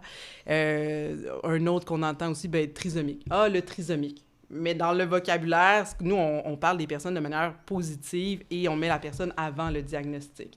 Donc, éventuellement, on aimerait ne plus avoir à dire les personnes vivant avec la trisomie. Ce sont des personnes, point. Oui, avant exact. toute chose. Donc, le trisomique, on n'utilise pas ça. Ça serait un mot à éviter. Ah, mais anytime, tu me dis que s'il y a un ça va! Oui, OK, parfait. J'ai pas besoin de me faire rattraper. À date, ça fonctionne. C'est très bien, Patrick. Super. Y en a-tu d'autres, justement, que tu dirais, my God, ça, c'est des façons de comment on doit, justement, comment on se présente à ces gens-là, qui est vraiment le mieux, justement, comment toi, tu te présentes, justement? C'est comment, à l'école, comment tu te présentes à l'école, à tes nouveaux amis, des gens que tu connais pas? Ben, les personnes, oui, que je connais pas. Ben, les personnes que je connais, eux, ils n'utilisent pas ce genre de mots. Mais si tu rencontres une nouvelle personne, comment tu te présenterais? Ben, je vais dire bonjour, comment tu t'appelles? Et ainsi de suite. Ainsi de suite, hein? Ainsi de suite. C'est aussi simple que ça. Ouais, c'est ça. Donc, on ne devrait pas traiter cette situation-là de façon différente, en fait. Non, puis des exact. fois, en voulant bien faire, il y a des personnes qui vont vraiment avoir changé leur approche. Mais j'ai envie de dire, soyez naturel, tout simplement. Soyez vous-même. Parce qu'en voulant bien faire, des fois, on devient infantilisant. Exact. C'est pas nécessaire. Ouais. Puis la personne, elle vous entend, elle vous comprend, elle vous voit. Donc, peut-être, nous, on le dit, les meilleures façons d'interagir, c'est d'utiliser, par exemple, des phrases courtes, d'attendre la réponse de la personne pour qu'elle puisse avoir un temps de réflexion pour réfléchir à votre question, par exemple, et à sa réponse. Pas trouver des mots pour finir ses phrases, j'imagine. Non, ça doit se voir tout le temps, j'imagine. Assez fréquemment. On peut reformuler pour être sûr d'avoir bien compris. Puis c'est correct si on ne comprend pas tout de suite ce que la personne nous a dit, de lui demander « Hey, excuse-moi, est-ce que tu peux répéter? Je suis désolée, j'ai pas bien compris. » C'est correct de faire ça. Parce que des personnes qui ont la trisomie peuvent, certaines personnes, avoir des difficultés langagières au niveau de la diction, par exemple, mais elles vont vraiment préférer que vous demandiez de répéter, gentiment, évidemment, et dans le respect, plutôt que de faire comme « Elle va le savoir que vous n'avez pas nécessairement compris, puis elle ne se sentira pas respectée. Donc, c'est simplement d'avoir une conversation comme si vous rencontriez une nouvelle personne, comme n'importe qui, finalement. Ouais. Justement, genre, ça, c'est une conséquence d'un préjugé, de réagir comme ça, le facial. C'est quoi les conséquences de ces préjugés-là sur cette communauté-là, que tu as pu déceler de dire, wow, OK, des fois, ça tu sais, nous autres, mettons, quand quelqu'un qui te juge, tu fais comme, hey, je me suis pas senti bien, genre, y a-tu des situations que tu as vues qui étaient comme, hey, là, ça paraissait que la personne était de la mauvaise, pas bienveillant du tout, puis ça a une répercussion sur la personne, puis c'est pas le fun, ça? Bien, justement, il y en a qui se sentent infantilisés chez les personnes adultes. Là, j'ai un exemple. En plus, j'en parlais aujourd'hui avec une maman membre du RT21. Elle nous racontait une anecdote que durant la fin de semaine, ils sont allés faire des courses au Dollarama. Okay. Donc, la mère, elle faisait ses achats, son garçon faisait ses achats, puis arrivé aux caisses libre-service, lui, il va de son côté payer ses choses, puis la dame voulait le soutenir, puis comme « Oh, laisse-moi t'aider, tu vas voir, ça sera pas compliqué. » Puis lui, ça l'a choqué, parce qu'il est capable d'utiliser la machine, il est capable de faire son paiement tout seul. Donc, elle a pris pour acquis que parce qu'il y a une trisomie, il ne serait pas capable et il aurait besoin d'aide. Mais avant d'aller donner votre aide, observez, prenez un pas de recul, proposez. Est-ce que tu as besoin d'aide? Si tu as besoin d'aide, je suis là. Vous aussi, madame, si vous avez besoin d'aide, je suis là. Donc, pas juste le proposer à la personne qui a la trisomie, finalement. Oui, c'est ça, parce que dans le fond, tu le ferais déjà de base pour n'importe quelle autre personne. Je suis là pour venir vous aider, tu sais, c'est possible. C'est ça. Donc, on n'a pas besoin d'en faire plus parce qu'elle a la trisomie. On peut observer, voir, se proposer notre aide si nécessaire, mais ne pas aller au-devant plus qu'il faut. Parce que la personne... si elle est capable, elle va le faire. C'est pas à nous de lui mettre cette limite-là qu'elle n'est pas capable de faire son paiement. Puis de voir aussi, ben, est-ce qu'elle va demander de l'aide pour faire vers sa mère? Est-ce qu'elle va demander de l'aide à un employé ou quoi que ce soit? C'est que ça favorise aussi le développement de son autonomie puis de son autodétermination, de la laisser faire, finalement. Donc, il y a ça aussi où je le vois là, chez nos membres adultes qui vivent certaines frustrations, là, ou qui ne se sentent pas respectés parce que les personnes les ignorent. Ça peut arriver aussi. Là. Y a-t-il des conséquences sur le long terme sur ces préjugés-là? Que, mettons, sur le long terme, ça peut jouer sur la psyché. Je veux dire, comme tu disais tantôt, il y a des emplois, justement, qui étaient comme « Ah là, j'arrive en retard au travail parce que j'aime pas ça. » Y a-t-il des situations familiales qui peuvent être comme ça? Je veux dire qu'à la maison, les parents, ils doivent avoir ces situations-là. Là, on se le cachera pas. Il y a peut-être des parents qui manquent ils veulent les abandonner ou quoi que ce soit. Y a-t-il des situations un peu comme ça que c'est difficile sur le long terme, que le RT21, ça permet d'avoir un support pour ce genre de situation-là? Ou... Bien, nous, comme j'ai envie de dire, on est présent si la famille a besoin de ventiler, donc les proches aidants, si la personne a besoin de ventiler, on va être présent. À long terme, ça peut créer quand même des fois une certaine colère chez la famille, comme, tu sais, à un moment donné, ça peut devenir lourd de marcher dans le quotidien puis que les regards se posent sur notre enfant ou sur nous. Mais les parents finissent aussi par se mettre une certaine carapace. Je veux dire, c'est leur réalité. Ils avancent dans la vie. en ayant 7 enfants qu'ils aiment de tout leur cœur. Là. Je veux dire, c'est comme ils ne changeraient pas. Il y a plusieurs parents qui le diraient, si j'avais une baguette magique pour enlever la trisomie de mon enfant, je ne l'utiliserais pas, en fait. Mon enfant, il est ce qu'il est et je l'aime tel qu'il est. Donc, ils ne voudraient pas changer leur enfant. Donc, c'est sûr que des fois, ça peut créer certaines frustrations. Comme par exemple une personne qui va aller se stationner dans une place pour personnes en situation de handicap à l'épicerie alors qu'ils ne sont pas. Tu sais, il y a des situations comme ça, c'est comme... S'il vous plaît, là. Ouais. Ah, ça doit pas être facile de vivre avec cette réalité-là. Y a-t-il des outils que, justement, les familles, eux, ben, là, on a parlé de plus les personnes qui vivent cette situation, mais les familles, qu'est-ce qu'eux peuvent faire pour... c'est quoi les services qu'eux ont besoin? Bien, en fait, les familles, tu sais, il y a vraiment des organismes comme le RT21 ou si je pense à l'appui qui sont vraiment disponibles pour les proches aidants. Donc, c'est certain que les parents sont des proches aidants toute leur vie. Même quand ils arrivent à la retraite, ils restent proches aidants. Donc, veut pas, c'est un rôle qu'ils vont avoir toute leur vie. À 18 ans, leur enfant, ben il y a des bonnes chances qu'ils restent encore à la maison. Là. Certaines personnes qui vivent avec la trisomie vont aller vivre en appartement supervisé, en ressources intermédiaires, en dehors du milieu familial, mais la majorité vont rester au domicile. Donc, il faut que les parents prennent soin d'eux, qu'il y ait un filet de sécurité quand même, qu'ils aillent chercher du soutien dans des organismes, que ce soit comme le RT21 ou d'autres, pour avoir du temps pour eux et se retrouver comme individus et non pas seulement comme proches aidants. Donc ça, c'est vraiment précieux. Là. Ouais. Y a-t-il des familles, justement, qui sont plus précaires, puis ils peuvent pas offrir ce filet, je veux dire, ça doit exister, Oui, il y a des familles plus isolées. On a plusieurs familles issues de l'immigration, demandeurs d'asile ou réfugiés, par exemple. Donc, ils sont venus au Québec, puis ils n'ont pas nécessairement les ressources. Il y a la barrière de la langue, parfois, aussi, qui ajoute du défi. La famille est restée au pays, donc là, c'est de rebâtir le réseau social. Donc, c'est sûr qu'il y a des familles qui vivent dans une certaine précarité un peu plus importante. Il y a des parents aussi qui sont monoparentales. Donc, tu sais, il y a des situations plus complexes quand même. Oui, exact. Parce que le RT21 permet de quand même les soutenir, même s'il y a un barrière de la langue, même?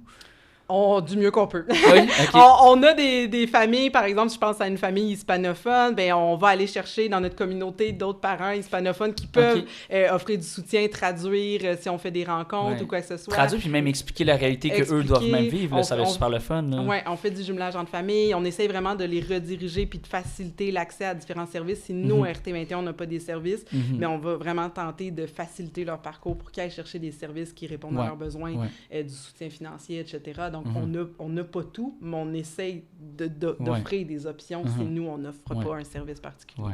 Ouais. C'est quoi la réalité du quotidien qui est le plus invisible au grand public? Puis peut-être que tu pourrais nous parler de ça. Qu'est-ce que les gens... les gens qui ne vivent pas dans ta réalité, qu'est-ce qu'ils connaissent pas, justement, qui devraient gagner à avoir?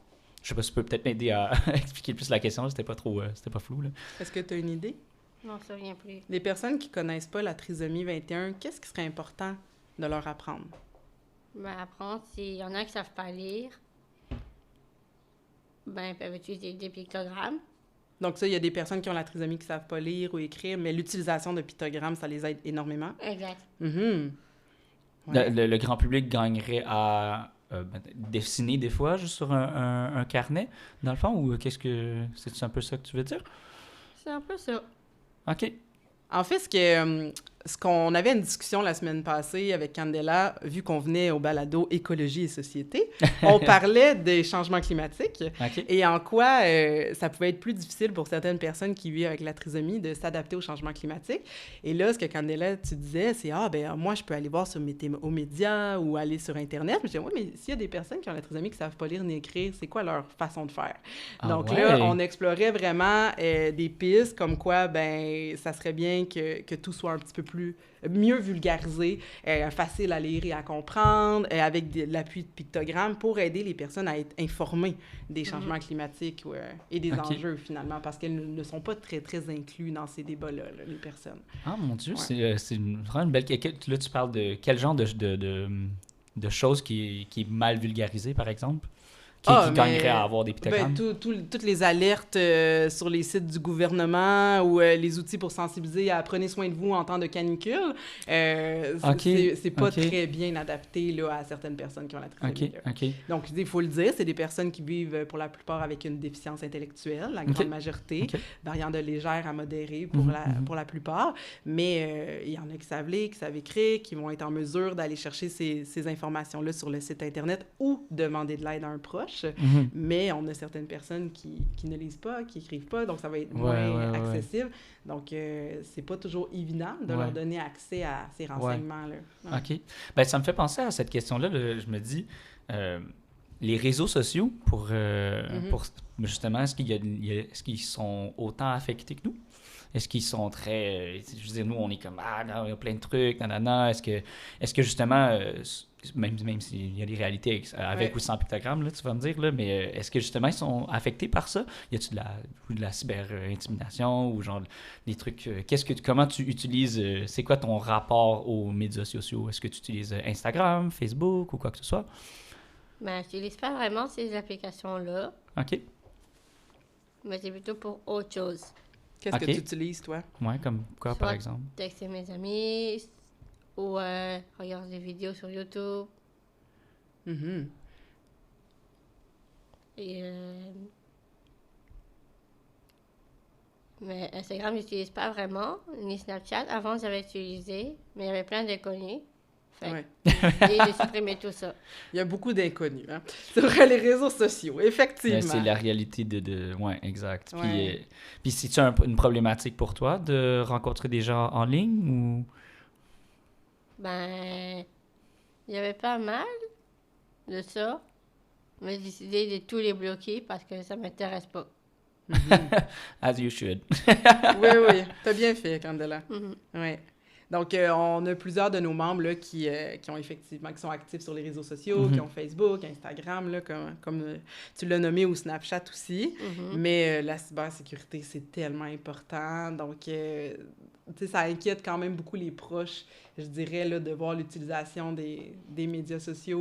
Il y a beaucoup de désinformation aussi. Donc, ce volet-là aussi, d'aider nos membres à bien comprendre ce qui est vrai du faux, comprendre les relations avec des amis ou des personnes, comme tu l'as dit, inconnues, qui sont ces personnes-là. Donc, comment les sensibiliser à garder une certaine méfiance parfois envers des inconnus. Donc, tu sais, il y en a des membres, par exemple, qui ont pu être victimes de fraude. Donc, c'est super d'être sur les réseaux sociaux. Je veux dire, ça fait partie de l'inclusion en société. On vit avec les réseaux sociaux, avec les médias, etc. Mais il y a quand même, tu sais, un accompagnement à faire là, pour s'assurer que la personne ne se mette pas en danger ou soit en sécurité à travers les réseaux sociaux. Là. Quel genre d'accompagnement vous faites, justement, pour protéger ces gens-là? Ben, les parents mettent beaucoup d'efforts aussi. Les proches mettent beaucoup d'efforts pour s'assurer là, qu'il n'y ait pas de dérapage. Nous, on est disponible si la personne a vu justement de l'intimidation sur Messenger ou que quelqu'un de particulier commence à entrer en contact. Des fois, on peut le voir, là, il n'a pas l'air d'avoir de fun. Ben, nous, on garde toujours le dialogue ouvert. Là. Les personnes, ils savent là, s'ils sont inquiètes de quelque chose, ils peuvent venir voir un intervenant de notre équipe. Là, sans problème. Rapidement, ils viennent vous voir là, pour vous dire hey, il y a quelque chose qui je me sens pas bien ou quelqu'un qui m'intimide ou quoi que ce soit. Oui, puis parfois, c'est même entre membres du RT21 là, qu'il peut y avoir des conflits qui dégénèrent par Messenger, puis c'est juste que il n'y a pas eu assez de sensibilisation ou d'éducation dans l'usage de vous n'êtes pas à l'abri d'aucun conflit non plus. Non, là. exact. Oui. Donc, nous, des fois, c'est de s'assurer que les deux parties se respectent, puis qu'il y ait une bienveillance, puis que ça ne dégénère pas, puis qu'on comprenne bien aussi quelle était l'intention de l'autre, parce que la façon de communiquer par les réseaux sociaux est très différente de la façon de communiquer en présentiel, en fait, là, en vrai à vrai, en face à face. Donc, c'est de s'assurer aussi qu'on se comprenne bien là, pour éviter que ça dérape. Mais c'est ça, nos membres, ils le savent. On a une belle équipe d'intervenants et intervenantes. Ils ont un beau lien de confiance avec nous. Donc, s'il y a quelque chose dans lequel ils ne se sentent pas bien, ils viennent nous voir. Oui, ben, tu parles de communication, justement. C'est quoi les défis les plus difficiles ou, justement, le plus fun que tu as vu à avoir à développer, justement, ces types de relations humaines-là? C'est quoi les défis de communication les plus difficiles, mettons? Pour nos membres? Oui. Les défis de communication, ben en fait, quand on vit avec une trisomie, comme je l'ai dit, on vit aussi avec une déficience intellectuelle.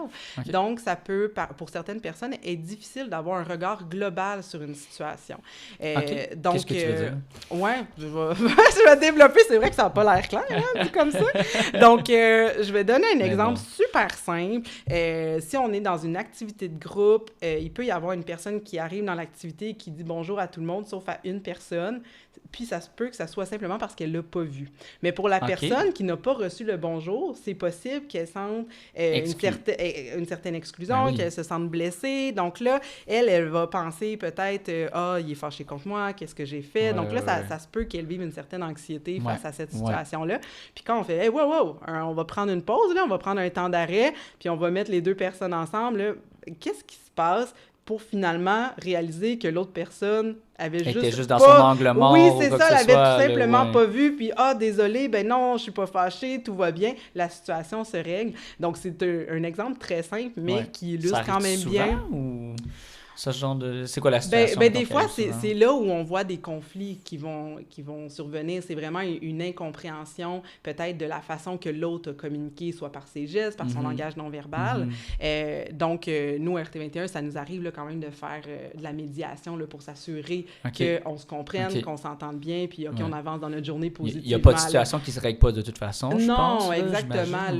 Là, on prend tout le temps de se parler. Et au niveau de la communication, bien, effectivement, on a des personnes qui sont très verbomotrices et on a des personnes qui sont moins verbales voire non-verbales. Donc, qui ont, par exemple, dans leur vocabulaire, quelques mots, leur prénom, oui, non, et d'autres mots. Comme par exemple, on a des participants qui veulent nous communiquer ce qu'ils ont fait durant la fin de semaine. Ben, ça va être facilitant pour eux de nous pointer des images et de dire des mots, mais ils ne seront pas en mesure de faire des phrases complètes. Donc, par exemple, un participant pourrait nous dire qu'est-ce que tu as fait en fin de semaine? Marcher. Puis là, il va nous faire un geste de marcher. Ah oui, avec qui tu as marché? Papa, maman. Donc, il y a des personnes qui vont parler comme toi et moi en ce moment, et d'autres qui vont avoir un vocabulaire qui va être plus limité. Ça dépend vraiment de chaque personne. Tu me fais penser aux signes. Y a-t-il des gens qui sont sourds et muets qui doivent apprendre le langage des signes aussi? Ou est-ce que le langage des signes est utile justement à des gens qui vivent ça? Ou...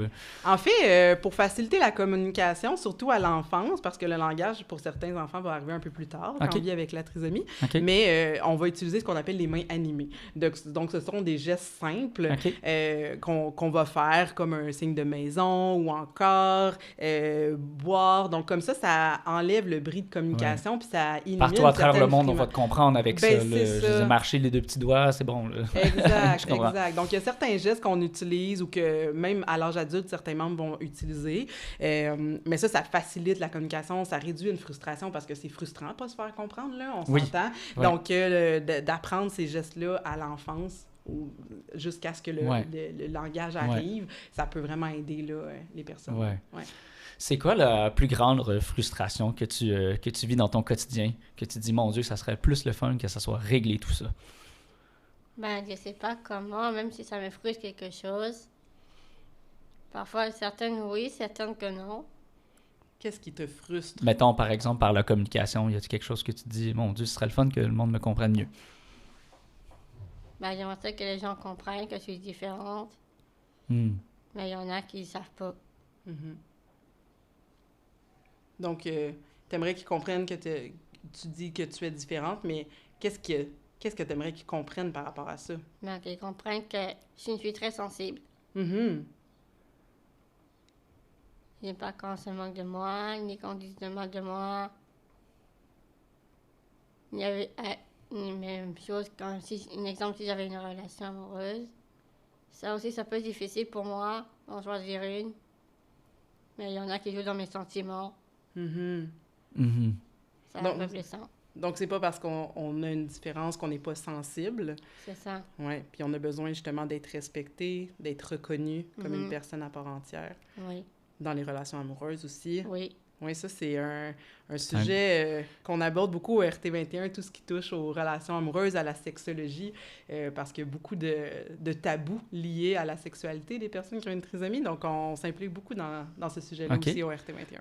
Et c'est quoi les tabous, justement, par rapport à justement la relation amoureuse, la sexualité? Y a-t-il un tabou que nous, on devrait savoir? OK, mais celui que j'avais avant, me traite toutes sortes de noms. Il y en a qui m'ont... aussi,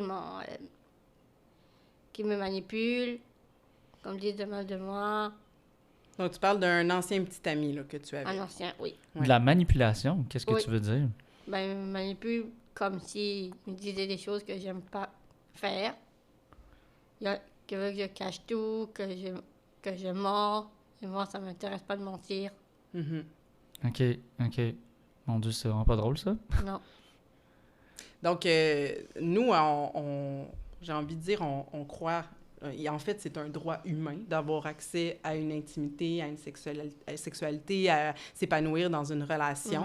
C'est un droit pour tout être humain, là. Mais il y a beaucoup de tabous autour de la trisomie 21. Il y a beaucoup de personnes qui pensent que c'est des personnes qui n'ont pas ces besoins-là et qui n'ont pas besoin de s'épanouir sexuellement, qui sont même asexuels, ce qui est faux pour la plupart. Puis il y en a qui ne veulent pas aller non plus dans le volet de leur permettre justement d'avoir une relation amoureuse de peur qu'ils vivent des situations d'abus ou de violence conjugale, par exemple.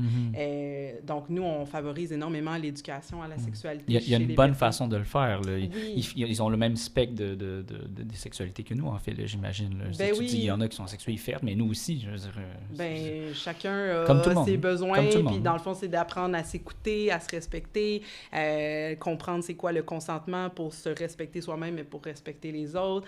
Donc, tu sais, la sexologie, ça englobe énormément de choses, mais ça, c'est super précieux, là. C'est pas parce qu'on a une trisomie 21 qu'on va à l'école dans une classe spécialisée qu'on ne devrait pas avoir accès à une éducation à la sexualité comme les autres élèves. Non, exact. Donc, nous, on se bat vraiment contre ça, pour ça, au RT21. Est-ce que c'est quand même une réalité, justement, là, comme tu disais, les situations d'abus, il doit y avoir quand même une certaine réalité derrière ça. Les gens qui veulent, entre guillemets, surprotéger, ça vient pas de nulle part aussi, ou justement, on devrait pas penser ça du tout? Il y a une surprotection des personnes qui sont en situation de handicap, point. Et on veut protéger parce que ce sont des personnes considérées plus vulnérables face aux abus, à la violence en général, ce qui est vrai, là. C'est ce que l'on va trop dans le spectre, trop loin. Mais empêcher ne règle pas la solution. Au contraire, ça va faire en sorte que la personne qui vit avec la trisomie, par exemple, elle ne se sentira pas respectée dans ses droits. Puis, il y a certaines personnes qui vont avoir des gestes ou des comportements parce qu'elles n'ont pas l'espace. Elle est freinée, elle n'a pas l'espace pour s'épanouir. Donc, c'est là qu'ils vont peut-être faire un geste qui est inadéquat. Donc, au contraire, parlons-en. Offrons une éducation, accompagnons les personnes, répondons aux questions. C'est beaucoup plus précieux que d'interdire et d'empêcher, en fait, de s'épanouir dans son intimité ou sa sexualité. Comme tu disais, dans le fond, c'est de considérer que c'est une question normale. C'est juste que, est-ce que la question arrive juste plus tard? Comment ça fonctionne? Y a-t-il des moments que, justement, il faut... Ou dès qu'il y a un premier signe, c'est là qu'on devrait se poser la question? Comme tout enfant, en fait. Là. En fait, dès l'enfance, il y a des choses qu'on peut voir. Là, ouais? La sexualité ou la sexologie, dès l'enfance, on peut en parler. La sexologie, c'est de comprendre, de connaître mes parties du corps, tout simplement, par leur nom. Ça fait partie d'une éducation à la sexualité saine. Donc, à l'enfance, on va aborder ça. On va aborder le consentement dès l'enfance aussi, de respecter les limites de l'autre, la bulle de l'autre, nos limites, comprendre ce que moi j'aime, bâtir l'estime personnelle, avoir le droit de dire non. Je veux dire, dès l'enfance, ça se travaille. Et éventuellement, il y a des sujets qu'on va approfondir. L'approche de la puberté, je veux dire, on passe tout par là. Oui, exact. Les changements dans mon corps, tout ça, c'est super important d'en parler. Là. On va pas mettre ça de côté. Les femmes vont avoir leurs règles, les femmes vont avoir une ménopause. Ils ont le droit d'être informées sur ce qu'elles vont vivre. Oui, exact. Y a-t-il une situation que tu t'es dit que c'était très drôle, puis tu disais justement, au début, tu disais qu'il apportait une certaine richesse, puis tu te dis, mon Dieu, que c'est le fun d'avoir quelqu'un qui vit une situation comique. C'est quoi la situation la plus comique, puis le fun que tu as dit, mon Dieu, c'est le fun de travailler au RT21. Ça, il m'en arrive à tous les jours, des situations comiques, c'est pour ça que ça fait 8 ans et demi. C'est des personnes qui continuent de me surprendre à tous les jours. Ah ouais, OK. Il n'y a pas une journée pareille dans mon travail, c'est un environnement qui est super stimulant. Bon, j'ai une super belle équipe aussi de travail, mais ce que j'aime particulièrement de travailler avec les personnes qui ont la trisomie, c'est vraiment justement leur sensibilité, leur honnêteté, leur transparence. Qu'est-ce que tu veux dire par honnêteté? Ben, s'il y a quelque chose qui marche pas, tu vas le savoir. Tu sais, OK. on va pas jouer la comédie, là. On sait très clairement est-ce que si la personne est en colère, si elle n'est pas d'accord avec nous. OK. Il y a cette transparence-là OK. de nous dire les choses. Des fois, manque de filtre, donc ça amène des moments cocasses. Mais c'est des personnes, c'est ça, qui vont nous dire les vraies choses, qui vont être dans le moment présent. Donc, ça nous permet de nous ancrer dans le moment présent. OK. Puis ça, j'aime ça. OK. Ça fait du bien, c'est rafraîchissant. OK. Ouais. Est-ce que tu peux rapprocher le micro? De Candela, je vais mettre plus de questions à Candela un petit peu Bien plus, puis sûr. je veux juste m'assurer que le son arrive bien. C'est quoi les accomplissements que tu es le plus fier d'avoir accomplis au RT21? Ben, beaucoup de choses.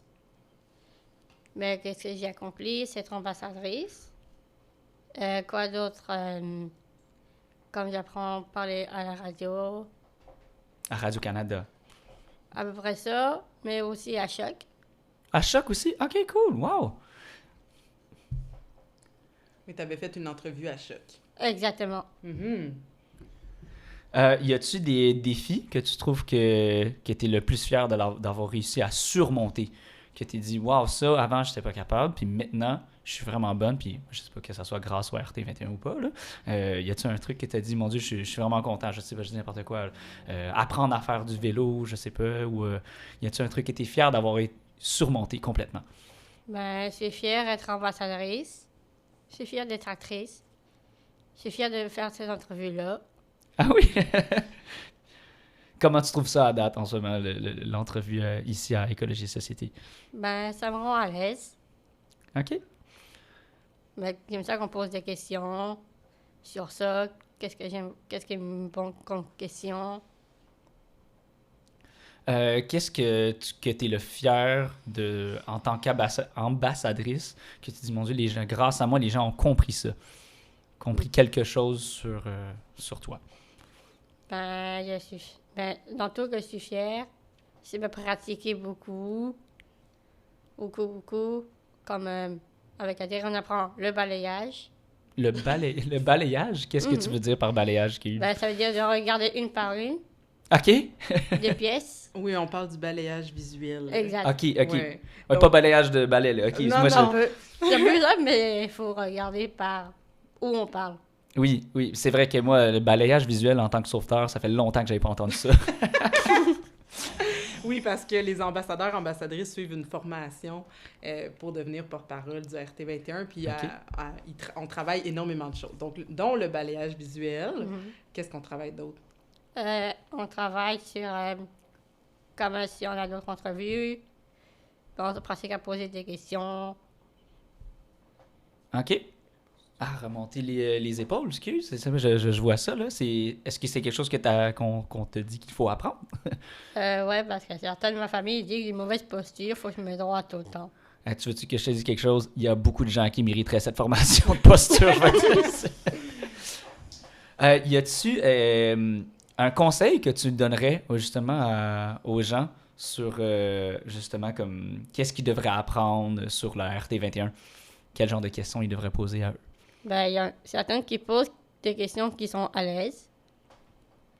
Comme qu'est-ce que c'est la trisomie? Ou comme si certains parlent des relations. Mm-hmm. Justement, là, est-ce que tu pourrais nous expliquer, quand les gens ils posent des questions sur qu'est-ce que la trisomie, comment toi tu l'expliques, toi, justement, aux gens que tu rencontres? Ben, je dis que la trisomie 21 est un état, c'est pas une maladie, parce qu'on est né avec ça. Comme ça aide à mieux à avancer. Pour ceux qui ont la trisomie 21. Je pense qu'ils vont parler aussi. Je sais que Catherine a parlé de la journée mondiale. Ça, c'est un événement que j'aime beaucoup. Parce qu'on est différents et qu'ils comprennent qu'est-ce que c'est la trisomie et qu'on a des bases différentes, de couleurs. Ça aide à mieux, plus avancer. OK. Puis c'est quoi en ce moment qui te rend le plus heureuse dans ta vie? Qu'est-ce que ça me rend heureuse, c'est avoir des amis. OK. T'en as combien d'amis? J'en ai plein. Si tu as des shout-outs à faire, tu les ferais à qui? Qui tu devrais dire le nom de tes amis en ce moment? Ça serait qui? Elle s'appelle Ellie Fortin. C'est une bonne amie. Pour ceux qui ne connaissent pas la vidéo qu'on écoute sur YouTube avec mes amis, on s'appelle La vie de Diana. C'est une vidéo que j'aime beaucoup écouter. Fait que nous, on est les Papa Girls Bunny, les filles les plus cool. Les plus cool. Ah oui, mais c'est-tu la vidéo qu'ils étaient dans la voiture? Moi, j'ai vu justement récemment, là, il y avait un Reels, je pense, une story c'était dans une voiture, puis ils vendaient des hoodies, puis il y avait une grosse tonne de rap méga cool. Mais je pense que j'étais genre, wow, c'est trop nice. Est-ce que c'est cette vidéo-là que tu parles? C'est à peu près comme ça, mais avec comme il y a des basketteurs, ou aussi il y a d'autres personnages aussi.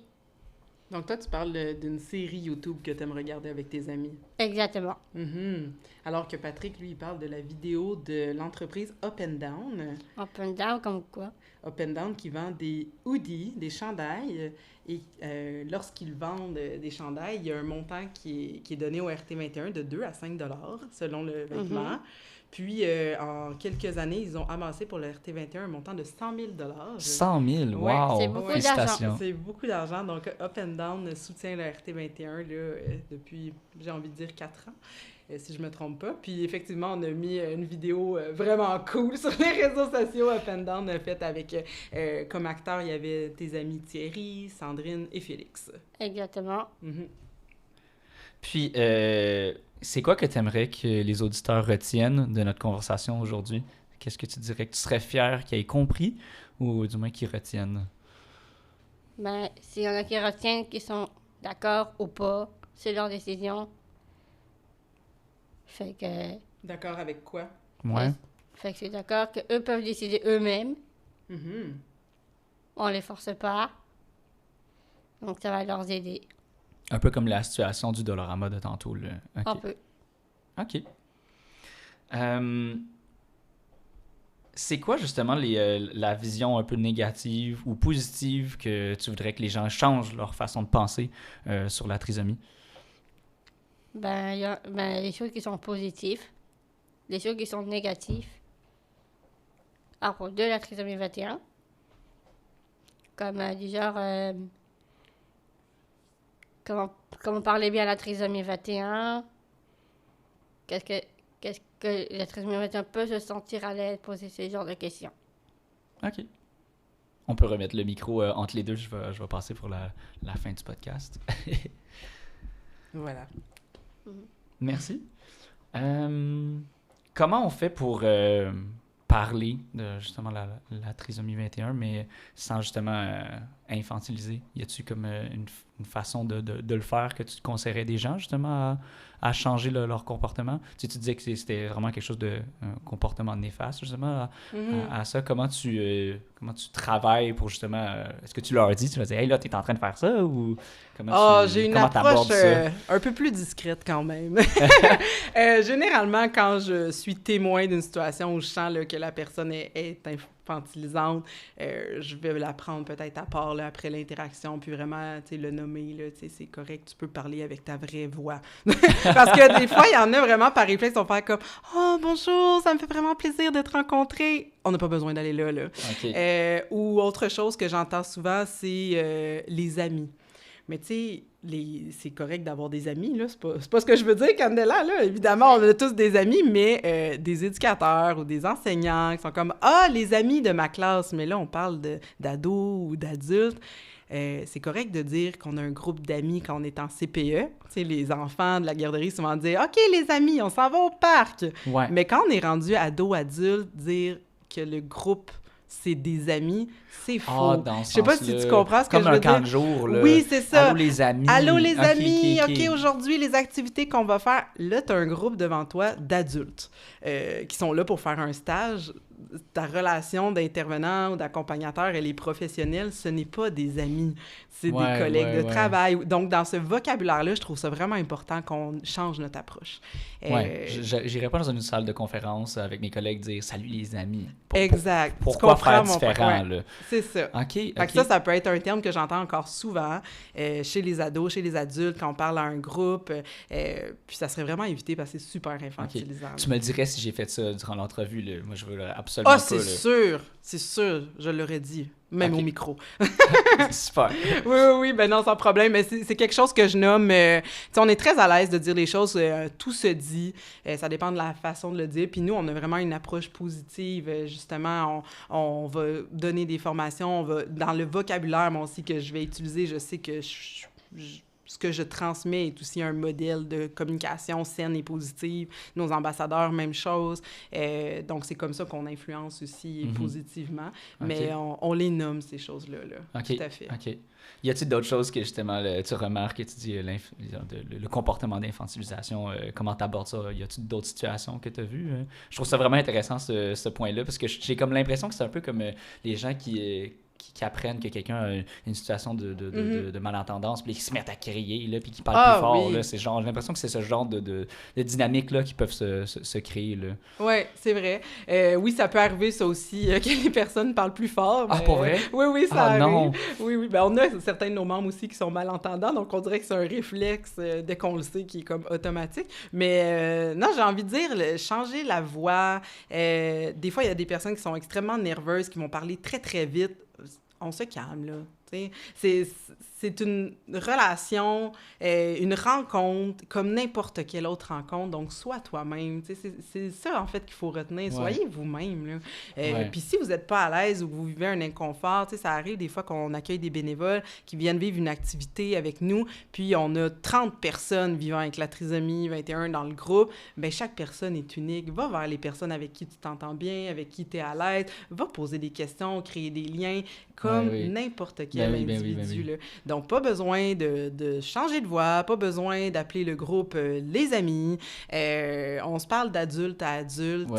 C'est tout. Si tu as une personne de 30 ans devant toi, parle comme tu parlerais à une personne de 30 ans. Tout à fait. Je me rappelle quand j'étais au show j'en parle encore, de Candlelight. Là. Oui. Je pense que je portais une chemise ou un demi-veston, puis je trouvais ça vraiment trop chaud, puis j'ai adoré ce moment-là. Il m'avait pris le bras, puis il m'avait dit « Toi, t'es vraiment chic. » Oui. J'étais genre, merci. J'étais genre, wow, merci. Tu sais, quand tu disais que ça apporte de la bienveillance, puis genre une richesse, moi, j'étais vraiment content d'avoir vu ce moment-là. T'as un compliment gratuit. Merci. 100%. Oui. Est-ce que t'en donnes souvent des compliments à des gens? Est-ce que t'aimes ça, de donner des compliments? Ou qu'est-ce que t'aimes le plus dire aux gens autour de toi, ou à tes amis, du moins? Ben, parfois, quand je dis des compliments, certains de mes amis, ils disent qu'ils sont belles, qu'ils sont gentils et qu'ils m'apprécient. Parfois aussi, c'est à mon superviseur. Qu'est-ce que ça te fait vivre, ces émotions-là, de te faire dire des compliments de tes amis ou de tes superviseurs, là, un des deux? Ben, je suis à l'aise de dire des compliments. C'est l'une de mes qualités. Et toi, si tu reçois des compliments, comment tu te sens? Je me sentirais à l'aise. Mm-hmm. Ça fait plaisir de recevoir des compliments quand même. Exact. Moi, j'aime ça. Ça t'arrive de m'en faire aussi. Mm-hmm. Ça me fait plaisir. Je vais poser la question à vous deux, mais je vais commencer par Candela. Selon toi, une société qui est complètement inclusive, où tu te sentirais complètement inclus, toi, ça ressemblerait à quoi? Comment tu t'imaginerais cet univers-là? Ben, dans mon univers, oui, parfois, il y en a qui me voient, mais il y en a qui ne me voient pas. Mm. Moi, j'aimerais ça que les personnes voient que je suis une fille très gentille, drôle, que je suis à l'écoute des peines et que je suis différente des autres. J'aime pas quand on joue dans mes sentiments. Pas grand monde qui aime ça, non? Puis toi, Catherine, comment tu verrais cette société complètement inclusive en 2026, du moins? Là? Ben, en fait, ça serait vraiment génial que l'inclusion en milieu de garde, en milieu scolaire, dans l'emploi ne soit pas une bataille et un combat pour les familles, que ce soit quelque chose de naturel, parce que toute personne a sa place dans la société. Il y a comme un inverse de prendre pour acquis qu'il faut faire un travail pour les inclure, ça que tu dis que... Ou d'en fait, tu devrais pas expliquer ça à personne? Genre, en fait, ça devrait être beaucoup plus simple que ce que c'est en ce moment, là.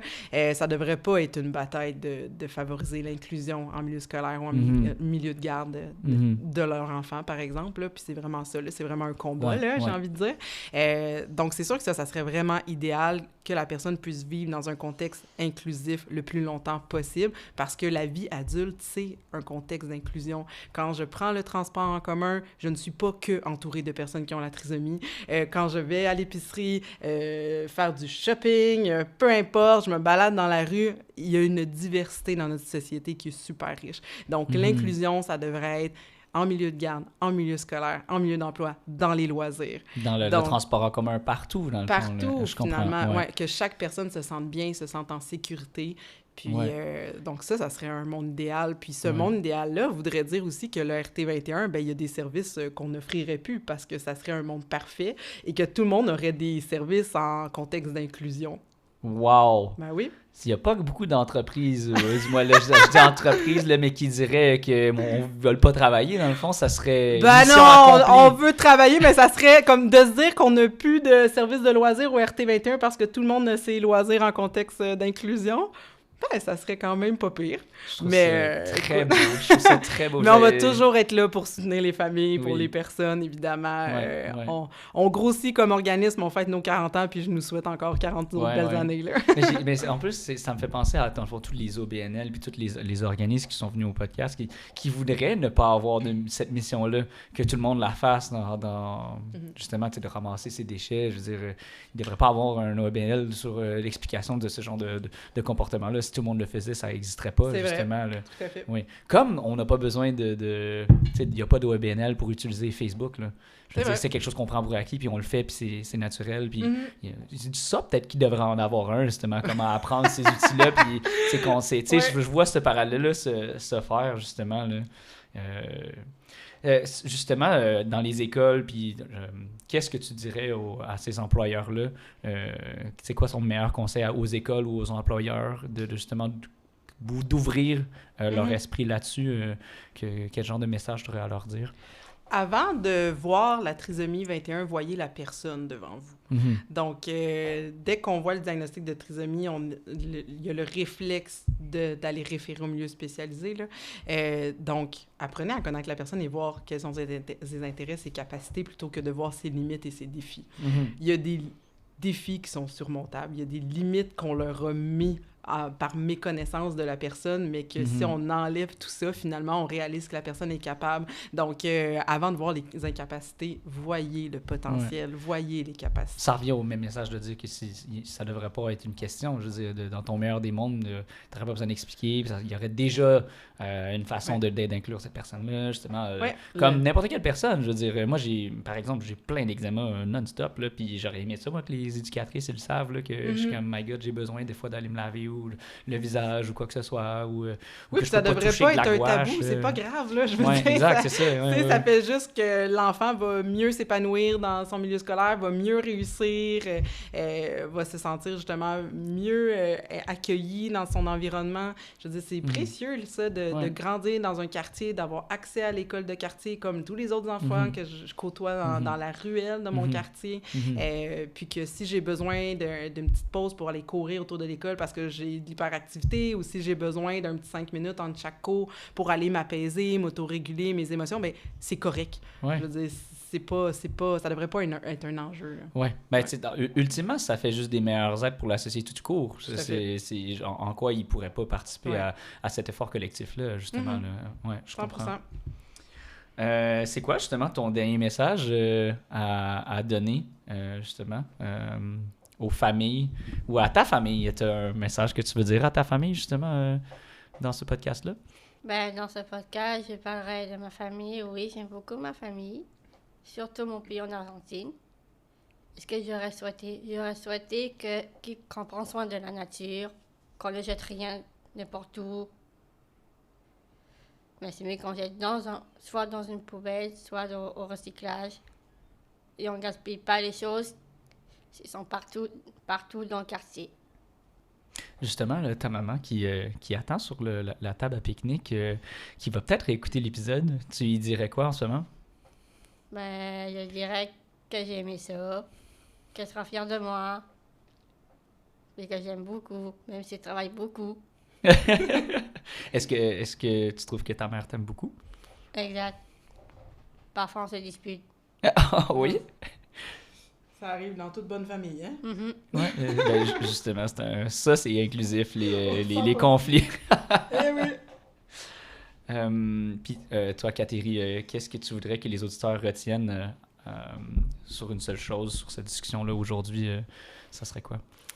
Ben, j'ai envie que vous reteniez que chaque personne qui vit avec la trisomie 21 est unique et a son potentiel unique.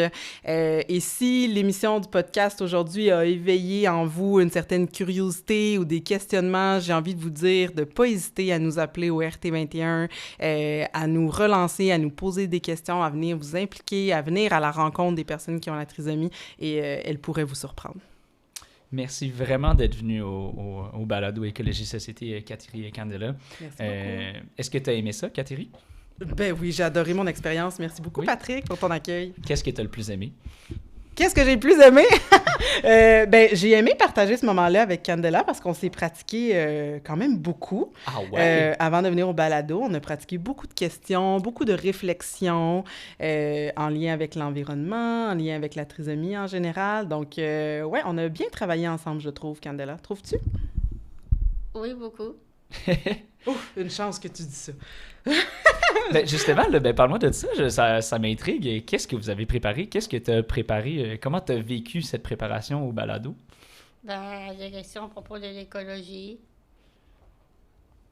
Comme Catherine nous a dit, s'il y en a qui veulent porter des vêtements usagés, parce que dans les jeans, il n'y a que 8 millilitres d'eau dans ça. Fait que ça gaspille moins d'eau. De porter des vêtements usagés, ça gaspille moins d'eau. Donc, on s'est posé beaucoup de questions sur l'environnement pour voir si les ambassadeurs et ambassadrices, quelles étaient leurs opinions par rapport à l'écologie, qu'est-ce qu'elles font dans leur quotidien, qu'est-ce qu'elles pourraient faire de plus. C'était difficile. Juste les connaissances tout court de la crise climatique tout court, en fait. Là. OK. Oui, parce que ce que je constate, c'est que c'est des personnes qui... Tu sais, on parle d'inclusion, mais l'inclusion, c'est dans tout, hein. C'est les réseaux sociaux, c'est les changements climatiques, c'est les enjeux de société, puis souvent, on les met à l'écart, justement, dans un but de les protéger, de peur qu'elles vivent soit du stress, de l'anxiété... L'éco-anxiété, ouais. Tout à fait, mais elles font partie de cette réalité-là. Ce sont des personnes aussi qui sont plus affectées que la moyenne par les changements climatiques, donc c'est correct de les informer puis de les sensibiliser. Donc, on s'est préparé comme ça. Puis on a pratiqué quoi d'autre aussi? Ben, j'ai pratiqué à propos des canicules. On a parlé de la canicule. Ah oui, puis on en a une cette semaine, d'ailleurs. Et qu'est-ce que tu as appris, justement, en faisant cet exercice de préparation? Y a-t-il une nouvelle connaissance scientifique que tu as appris? Ben, j'ai appris à propos des feux de forêt. Quoi d'autre sur... comme il faut polluer moins de l'essence pour que ça pas qu'il y ait trop de pollution. Tout ça, toutes ces questions-là. Super! Ben merci vraiment d'être venu au balado. J'ai été justement choyé de justement rayonner de cette richesse-là que tu me mentionnais. Donc, merci à vous deux encore. Ben, de rien. Merci, Patrick. On peut suivre le RT21 sur quels réseaux sociaux? Où est-ce qu'on peut vous suivre? On est très actifs sur Facebook et Instagram. On salue ma collègue Justine, d'ailleurs, dont tu as fait mention au début. C'est elle qui s'occupe de nos réseaux sociaux. Donc, on a un site Internet aussi, trisomie.qc.ca. Donc, suivez-nous. Super! Puis moi, je suis super content d'avoir de suivre la RT21 sur Instagram, toutes les Reels, puis toutes les... Justine, tu fais un beau travail, c'est ça que ça veut dire. Donc, merci d'avoir été des nôtres au podcast Écologie et Société. Évidemment, si vous avez été interpellé, n'hésitez pas à en parler autour de vous, de le partager, puis continuer les bonnes réflexions. On se retrouve à écologie.société pour Instagram, sinon Spotify, Deezer, YouTube, puis Apple Podcast. Donc, merci encore. Ciao! Wouhou! Yes! Ben oui, tu peux. Bravo!